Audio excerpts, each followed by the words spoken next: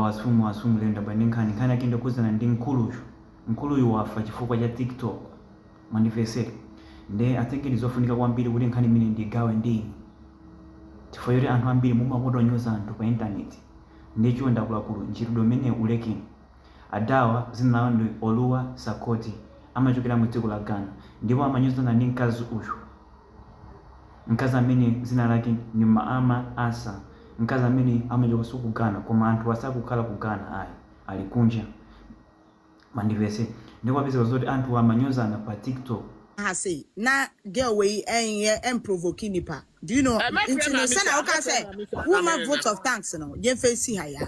What's a woman vote of thanks no? Mommy je face her ya. Simple and short. Ndipo Oluwa Sakoti anamonjeza nkazo ja kuti ndikupa.